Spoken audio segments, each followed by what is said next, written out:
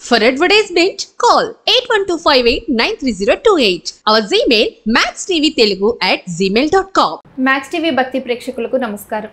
ఈరోజు స్టూడియోలో మనతో పాటు ఉన్నారు ప్రముఖ ఆధ్యాత్మికవేత్త అనంతలక్ష్మి అమ్మ. నమస్తే అమ్మ. నమస్తే తల్లి. అమ్మ, చాలామంది తీవ్ర ఇబ్బందులు ఎదుర్కొంటూ ఉంటారు. అంటే వాళ్ళు అనుకుంటారు మేము పూజలు చేస్తున్నాం, ఇంత మంచిగా ఉన్నాం, మాకేందుకు ఈ కష్టాలు అనుకుంటూ ఉంటారు. అసలు ఇలా తీవ్ర ఇబ్బందులు ఎదుర్కొంటున్న వాళ్ళకి ఒక చక్కని పరిష్కార మార్గాన్ని ఏదైనా ఉంటే చెప్తారు? ఏమి ఇబ్బందులమ్మా? ఆర్థిక ఇబ్బందులు అవ్వచ్చు, ఆరోగ్యంగా ఇబ్బందులు కావచ్చు, ఏవైనా సరే అమ్మ. వేరే రకమైన పరిష్కారాలకు వెళ్ళడానికన్నా ముందు మన ప్రవర్తనని సరిదిద్దుకోవాలమ్మా.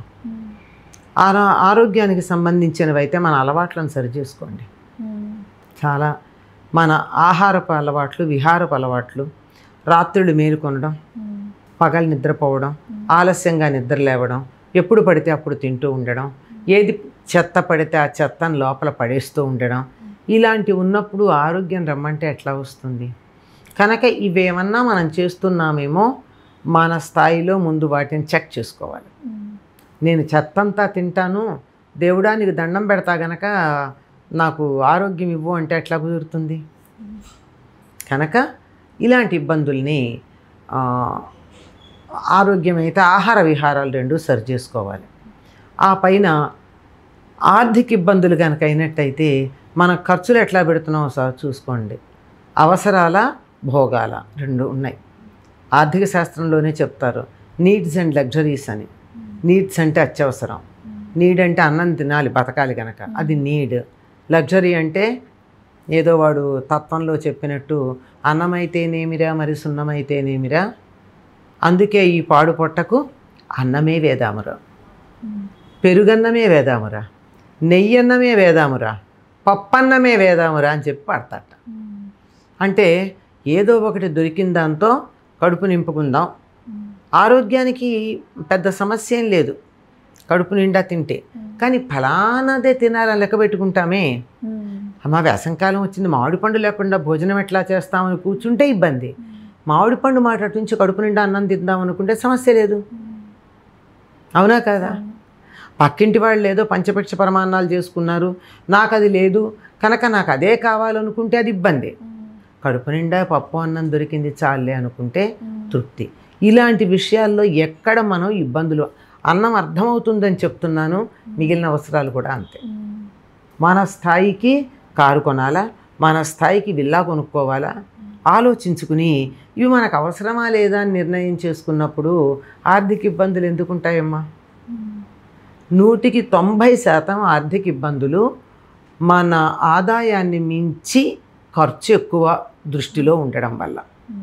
మనకన్నా ఎక్కువ స్థాయిలో ఉన్న వాళ్ళతో పోల్చుకుని వాళ్ళల్లాగా ఉందాము అనే ప్రయత్నం చేసి మన స్థాయికి మించి ఖర్చు పెట్టడం వల్ల.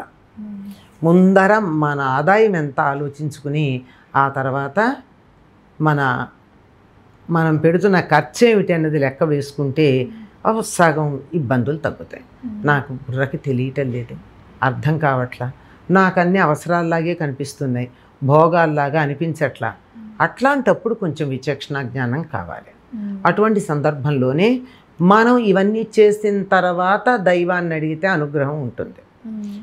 ఆరోగ్యం భాస్కరాదిచ్చేత్ అన్నారు. మీకు ఆరోగ్యం కావాలంటే సూర్యుడిని ప్రార్థించండి. సూర్యుడిని ప్రార్థించాలంటే ఏం చెయ్యాలట? సూర్యుడు వచ్చేటప్పటికి మనం మంచం మీద ఉండకూడదట. సూర్యుడు మనం కాలకృత్యాలు తీర్చుకోవటం కానీ మంచం మీద పడుకోవటం కానీ సూర్యుడు చూడకూడదట. అప్పుడు మన ఆరోగ్యం ఆయన కాపాడతాడు. ఇక్కడ మొదలు పెట్టుకుంటే చాలా ఉన్నాయి. ఆదివారం నాడు సూర్య సంబంధంగా సూర్యుడిని ఆరాధిస్తూ కొన్ని పనులు చేయకూడదని చెప్పారు. మనం తప్పనిసరిగా ఆదివారం అవే చేస్తాం. ఒకటి అభ్యంగన స్నానం, తల స్నానం అమ్మ. నెత్తి నీళ్లు పోసుకోవడం కాదు, నూనె రాచుకుని తల అంటుకుని పోసుకోవడం.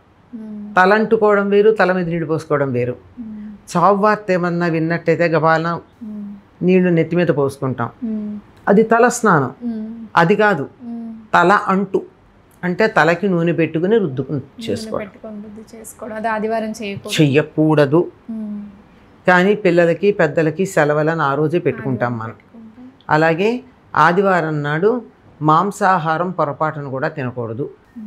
అసలు మాంసాహారం తినడం అలవాటు లేని వాళ్ళ ఇళ్లల్లో ఆ రోజు సాత్విక ఆహారం తినాలి. అంటే ఉల్లిపాయ, వెల్లుల్లిపాయ, మసాలా. అంటే సాధారణంగా అందరూ శనివారం తినకూడదు అంటూ ఉంటుంటారు, అందుకని శనివారం చాలా మంది తినకుండా ఉంటుంటారు. అంటే శనివారం శివుడికి ఏదో, అయ్యో శివుడు కాదు వెంకటేశ్వర స్వామి, శనివారం వెంకటేశ్వర స్వామికి మొక్కుకుని ఏదో ఉంటామని చెప్పి జాగ్రత్తగా ఉంటారు ఉపవాసం. అది దేవుడి కోసం. నా కోసం ఏమిటి? నా కోసం కనుక ఉన్న ఇది ఆరోగ్య సూత్రం అమ్మా, దేవుడు కాదు ఏమీ కాదు.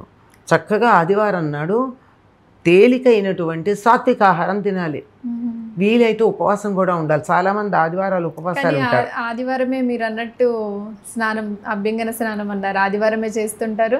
ఈ నాన్ వెజ్ కూడా ఆదివారమే తింటుంటారు. అంతే కదా. ఇప్పుడు నాన్ వెజ్ తినని వాళ్ళు కూడా ఇళ్లల్లో మంచి మసాలా దట్టించి వెజిటబుల్ పలావులు, కుర్మాలు ఇలాంటివి చేస్తారు. వెజిటేరియన్ వాళ్ళు కూడా తింటారు. అంటే వెజిటేరియన్లోనే ఇవన్నీ.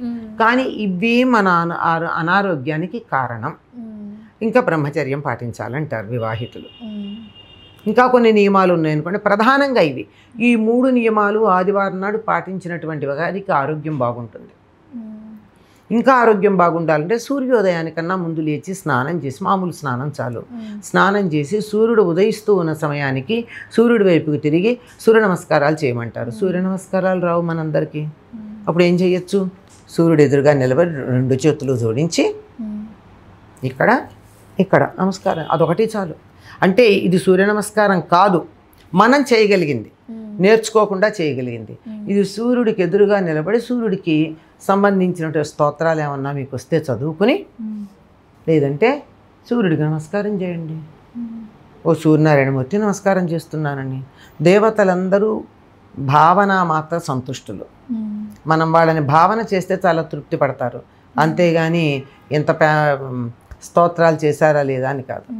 ఆయనకు కావాల్సింది సూర్యోదయానికన్నా ముందు లేచి ఆయన ఉదయిస్తూ ఉండగా తూర్పుకు తిరిగి నమస్కారం చేయడం. ఇది చేయడానికి ఖర్చు అమ్మ లేదమ్మా. కానీ ఏంటంటే ఇప్పుడున్న మారుతున్న ఈ జనరేషన్స్ గాను, అంటే అంత పొద్దున్నే లేవడం, స్నానం చేయడం, ఇవన్నీ అంటే ఆ టైంలో అందరూ ఇది చేస్తుంటారు, వాకింగ్కి వెళ్ళాలో, ఎక్సర్సైజ్ చేయడాలి. మామూలుగా రోజు నిద్ర లేచేది త్వరగా లేస్తాం, ఆదివారం కొంచెం ఆలస్యంగా లేద్దాం అనుకుంటాం కదా. అదే మన అనారోగ్యానికి కారణం. మనం ఇలా అనుకుంటున్నాం. కానీ ఆదివారం త్వరగా చర్చికి వెళ్ళాలి గనక సెలవు ఇచ్చుకుని ఆ రోజు ముందు లేచినటువంటి ఆంగ్లేయులు ఆరోగ్యంగా ఉన్నారు. వాళ్ళు ఎందుకు ఇచ్చారు ఆదివారం సెలవు? ఆంగ్లేయులు వచ్చాకే కదా. ఆదివారం ఎందుకు ఇచ్చారు? వాళ్ళు చర్చికి వెళ్ళాలి. వాళ్ళు చర్చికి వెళ్ళాలి కనుక ఎలాగో వాళ్ళు పెందరాడేలేస్తారు. మనం బద్దకించి వారు బాగుపడ్డారు, మనం ఇబ్బంది పడ్డాం. ఇది ఆరోగ్యానికి సంబంధించి. ఇంకా ఆర్థికంగా అంటారా, మన ఖర్చుల్ని మనం నియమించుకుంటూ మన పరిమితి ఎంతో దాన్ని చూసి మనం వీలైనంత జాగ్రత్తగా ఉండాలి. తర్వాత ఎవరికి ఆర్థిక ఇబ్బందులు వస్తాయంటే వస్తువుని వృధా చేసేవారికి ఆర్థిక ఇబ్బందులు వస్తాయి. డబ్బే కాదు, నీళ్లు, ఒక్క చుక్క నీరు నువ్వు తయారు చేయగలవా? చేయలేవు కదా. కానీ పారబోస్తున్నామే, ఎంత అన్యాయం. నువ్వు వాడుకో, ఎన్ని నీళ్లు తాగుతావు అన్ని నీళ్లు వాడుకో, తప్పేం లేదు. ఎంత వంటకు కావాలో వాడుకో, మొక్కలకి ఎంత కావాలో వాడుకో, శరీరం శుభ్రం చేసుకోవడానికి ఎంత కావాలో వాడుకో. కానీ దయతలచి ప్రకృతి మనకిచ్చినటువంటి నీటిని వృధా చేస్తే అది కదా సంపద. ఆ సంపదను వృధా చేశాక నీకు ఇంట్లో సంపదలు ఎలా ఉంటాయి? అంటే ఉదాహరణకి నేను నీరు గురించి చెప్పా. నీరే కాదు, విద్యుత్తు కావచ్చు, ఇంధనం కావచ్చు, వస్తువు కావచ్చు, మనకున్నటువంటి ధాన్యం కావచ్చు, వీటన్నింటి విషయంలోనూ ఎంత కావాలో అంత వాడుకోండి.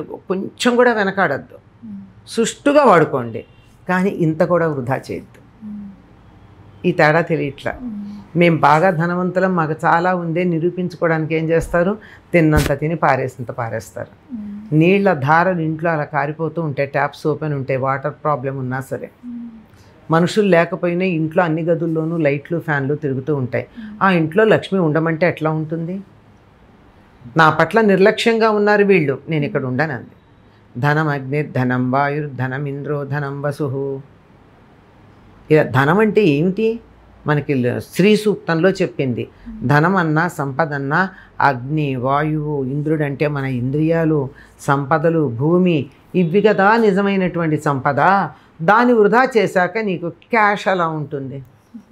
అంచేత వస్తువుని గౌరవించటం నేర్చుకోవాలి.